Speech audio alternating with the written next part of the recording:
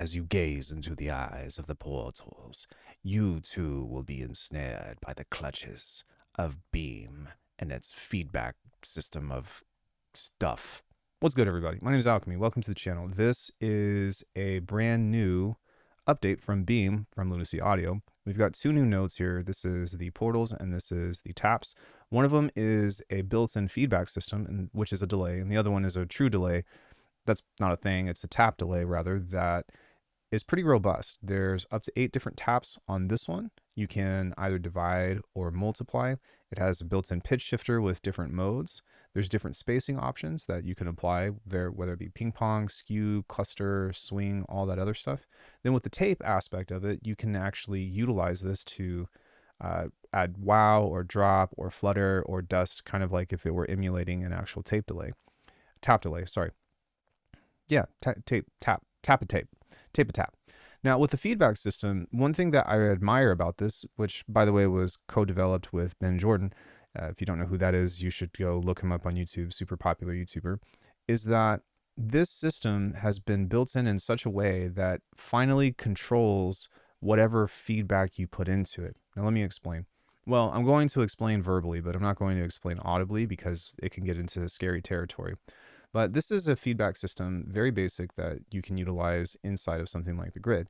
But the difference is that when you start to apply things into this, like distortion, say, maybe just a shaper, something into this territory, and you start to push the volume of this, it's going to get insanely loud and potentially dangerous for your ears. That can be really crazy and psychotic. Some people want that, but you have to be careful with it. The thing that is really neat about the portals aspect is that no matter how hard you push this, it's always going to be controlled, I think is the best way to describe that. And so it's a great introduction to getting into that kind of synthesis without having the danger involved, which I'll tell you, like, if you've been around anybody that's been making music for a while and have ventured into this, they've probably had like a stereo blowout, not maybe necessarily with destroying their stereo speakers, but with hurting their ears pretty bad and being like, ah, man, I need to like never do that again. So that all sounds great. What does it actually sound like? Right now we have a sine wave, which is doing absolutely nothing. And let's just go ahead and start with this. So with these 3 controls, this is the gate. So if it goes below a certain threshold, it'll just cut it out. This is your delay time, and this is your feedback. And so if we were to, nothing crazy. Let's go ahead and push this.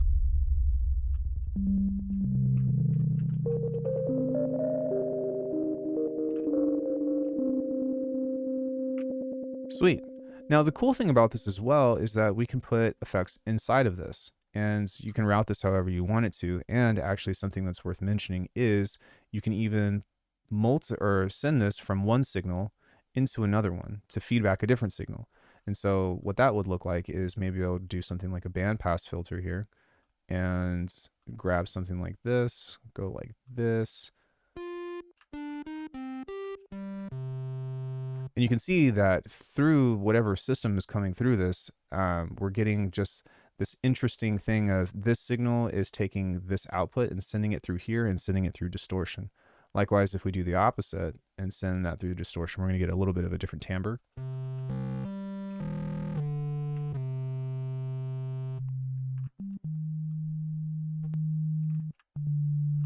And we can also combine different things, like having a feedback system to a feedback system, which is pretty awesome. But you see, no matter how hard you push this, which we can push the feedback up almost all the way if we wanted to, the sound is still controlled. And that is such a W for people that are into this kind of sound design, because it allows you to have the exploration of the timbres without, you know, the precautions that nobody teaches you about when you're first doing this stuff.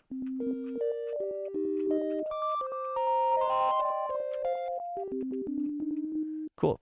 Now for experimental purposes, let's go ahead and add another distortion here, and I'm going to send this into a reverb because this is something that generally speaking would be considered, I guess, like you need to be careful with this.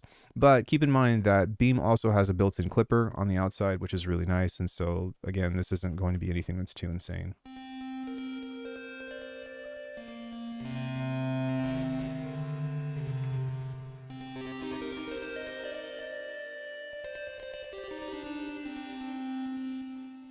Now, with that being said, if we get into some stuff that maybe is a little bit more complicated, I think that it's only fair to show you some of this stuff first. So if I pull up this, I'm going to go ahead and turn beam off so that way you know what this sounds like. But we've got a little bit more movement and motion within this. So you can hear that it already has delays and some pads and stuff built in, but let's send it through this and see how that transforms the sound.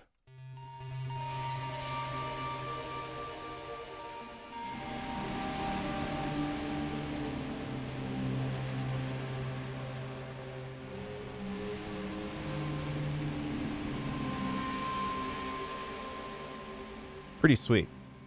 So one more thing that I'll do on this before we end up saving this patch, I'll actually just duplicate that and turn it off, is we can add a filter here. And of course, if you aren't familiar with Beam, we've got things like LFOs that all have randoms. You can build your own shape, which I absolutely love. And you can do up to 3 LFOs. You've got an envelope follower if you want to do something like ducking the reverb to the original sound to make it clean and then slowly building it back in, or doing side chaining if you like. And then you have a master macro to which all you have to do is grab this and go into something like the cutoff, turn that up, and you're good to go. So because of that,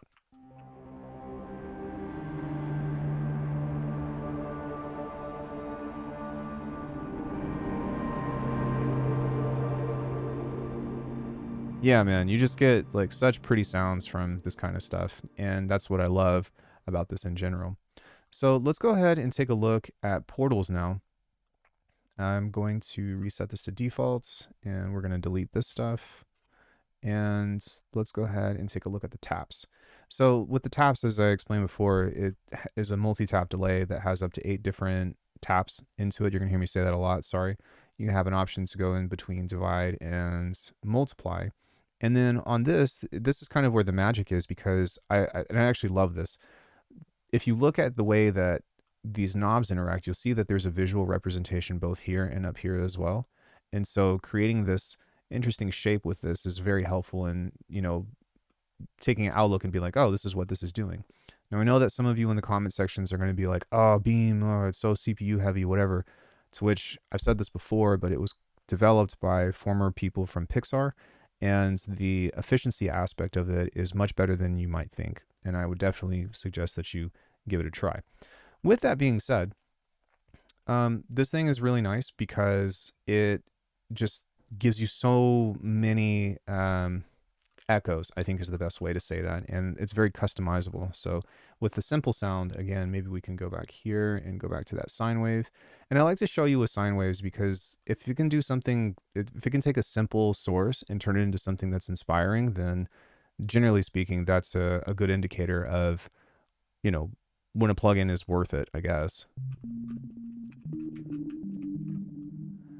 Cool. Now let's go to something a little bit slower. And the feedback is up now. Let's maybe go to it 1/4 time. And I'm just going to mess with some of this stuff and then to give you an idea about what it does.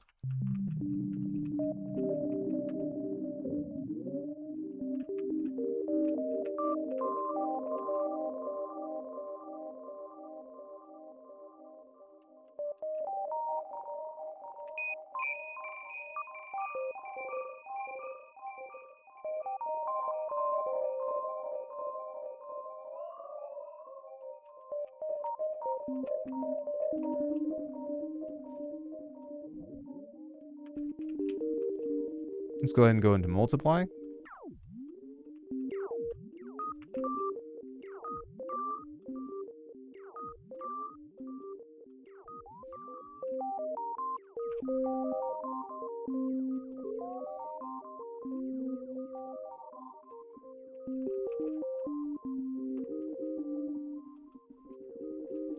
It's just so pretty. It sounds great. Now, something else with this is that there is this built-in pitch shifter. And between this, you have a few different modes on here: tone, shift, comb, band. And the way that this works, at least to my knowledge, is you need to make sure that these are on. You can see that there's only 3 taps here, so I think that only these are going to be affected. Yeah. And so what this will do is whenever you get to each tap, it will change the pitch or something of the sort based off of the root note that you set it to. And so there's the mod and intensity knob over here that will also adjust the amount of what that does. But let's just take a listen to how that operates and see if we can do something dramatic with it.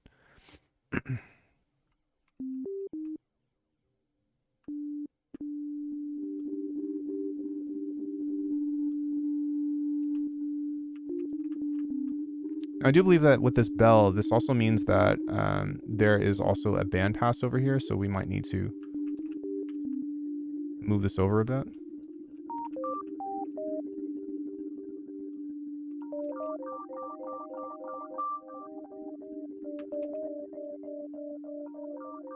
You can kind of hear it dancing around, which is a little bit less obvious. However, if you go to some of these other ones here, like the comb, then this will become a lot more, how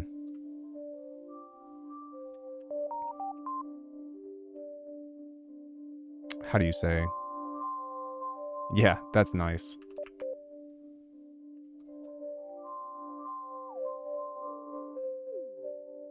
Let's just make all this down by 3 octaves.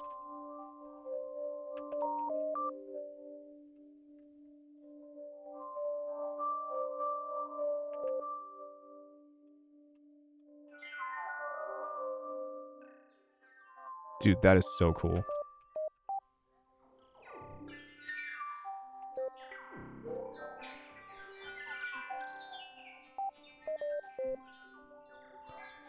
No, I'm actually not sure of this, even though I've messed with this. Oh, you can. You can actually modulate this to create a whole new instrument.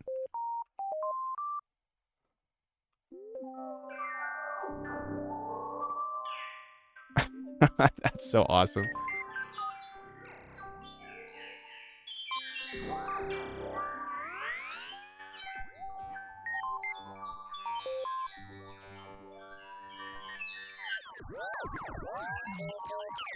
This, of course, is a great way to create, you know, space, sci-fi, you know, sounds from the 60s and 70s. Which is pretty awesome. So let's go ahead and remove this modulator here. And I do want to also talk about the tape stuff that we have. So let's adjust the feedback again, and we will set this to 4 taps and set this to divide. And then let's take a listen to some of this other stuff before we go into the presets and other sound sources, because I know that it's just a sine wave, but you can hear the wow pitching in and out.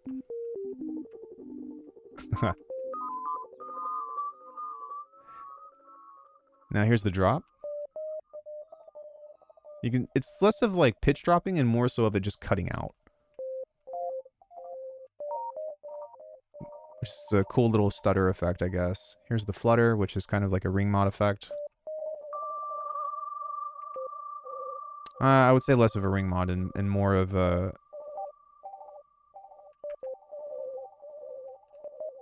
more of a vibrato.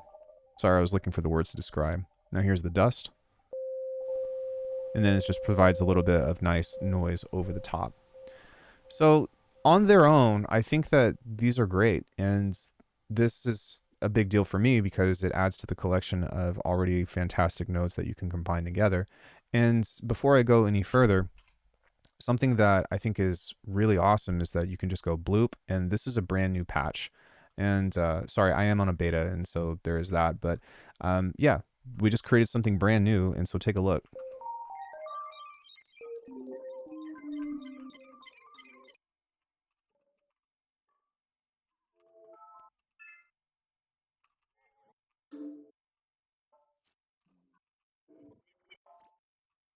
Even still, I do like this. So I would probably put a reverb on this at the end.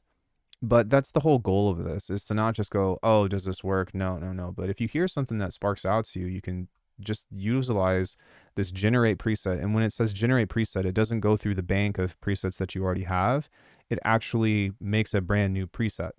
And I don't really use this when I'm designing patches per se, but if I'm just looking for some immediate inspiration or something, then it gives me a very fast way to cycle through different modular or modulated sounds that I can later resample. So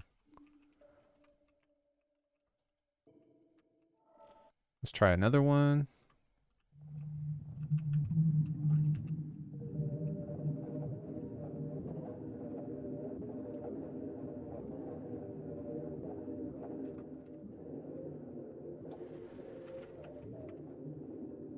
Yeah, super cool.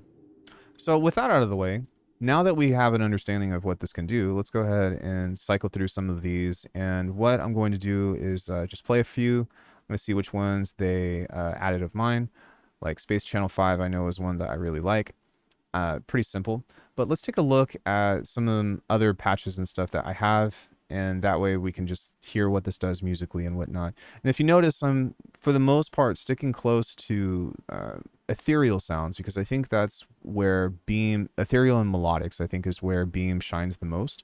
And because of that, it's very easy to showcase what that can do. I have also made like neuro-based stuff in here just because you can do frequency splitting. So for example, if I'm not going to actually sit here and make one yet, but you can do a signal split like this, signal split like this, put a filter low, middle, high, and then do individual distortion and filtering to it. But I still think that at its heart, this caters best to stuff of that nature. So yeah, here is the original sound. And then let's go ahead and turn that on and see what this can do.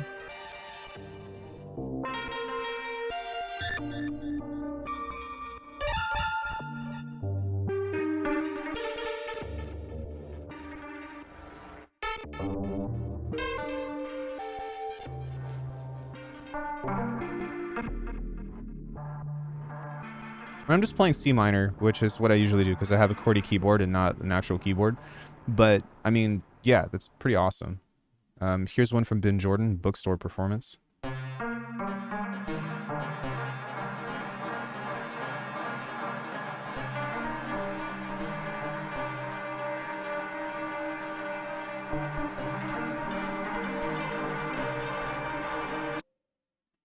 Cool. This is from KV.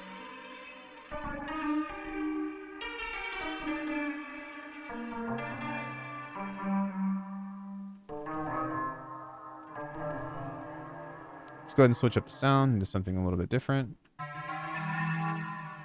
And then we can try another patch on here. This one's from Data Broth.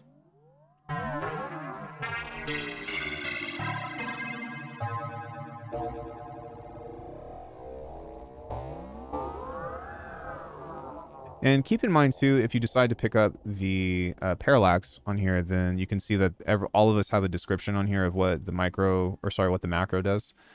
So if you're not sure what it does, then check out the description of these. So this is another one from me.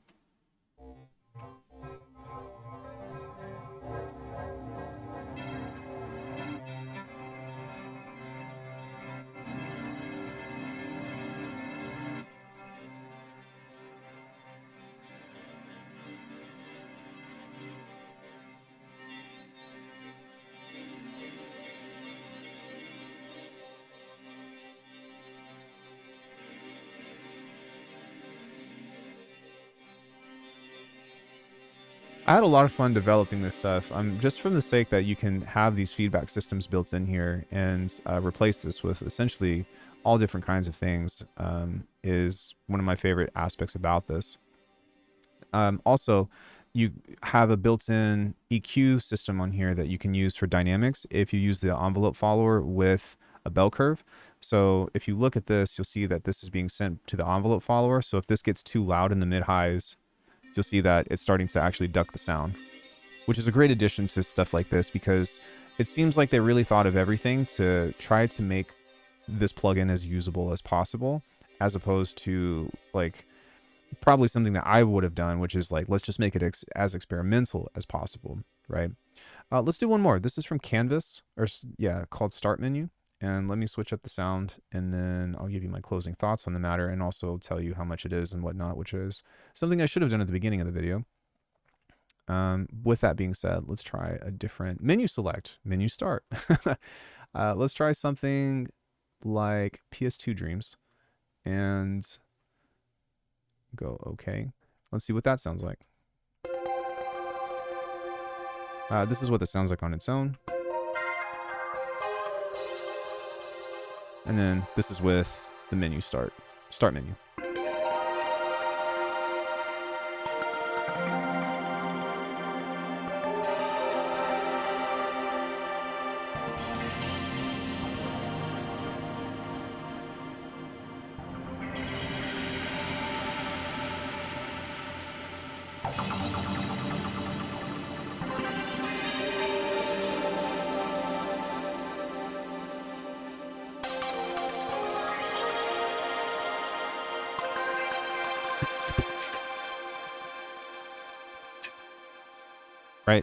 There's your 90s jungle inspired synth pads and whatnot.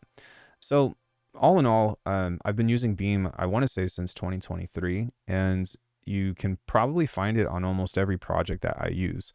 And the reason why is because this is one of the most inspiring tools that I use whenever I am looking for more source material within a track.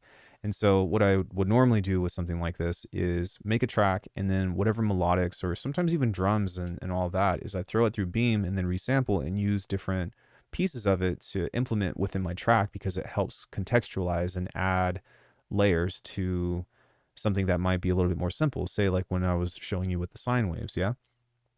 And so because of that, you can essentially use other, effect plugins and whatnot, but the suite that this offers is building in a way that's starting to stand out on its own, that creates a unique experience that makes it just feel like space and time controller, I think is the best way to say that, because you have your space now, you have a granular effect, you have a time warping effect, real-time warping effect. If you're familiar with stuff like, what is it, from Cable Guys, or who else does it? Flex Time, or even Halftime, or whatever it's called from those other plugins, but in a much more robust way.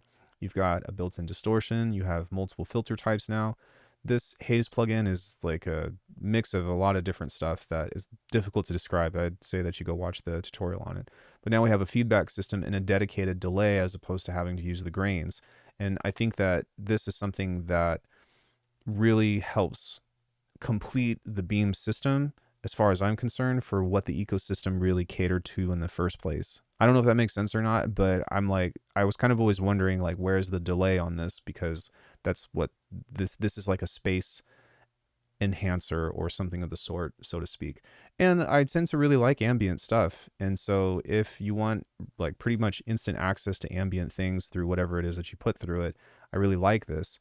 It's a shame that, back in the day, like plugins like Portal and stuff were pretty ahead of its time and very revolutionary. And I think that the difference is that Lunacy Audio keeps updating their program, and that's why it's easy for me to get behind. With that being said, the update for this, if you already have Beam, is at an intro price for $30, where it's normally $100 for the expansion, if I'm not mistaken. But this should be available starting on November 13th. And then from, I don't really know when the sale ends, but yeah, November 13th will be when this opens up. That's when this video will be published. And I'm really looking forward to seeing what you all do with it. If you have any questions or any concerns or anything of the sort, please reach out. I do want to make it very clear that Lunacy Audio did sponsor this video, but these thoughts are my own, because I use this all the time. And if you don't believe me, just go watch my past live streams. You're going to see Beam on everything. I love this plugin, and that's part of the reason why I agreed to do the sponsorship. With that being said, thank you so much. Be sure to subscribe to the channel. And if you do end up picking up the expansion pack as well, let me know what you think about the presets that I made and whether or not they're useful to you, or, things that you would like to see. Thanks so much, guys. Thank you. And I will see you all in the next one.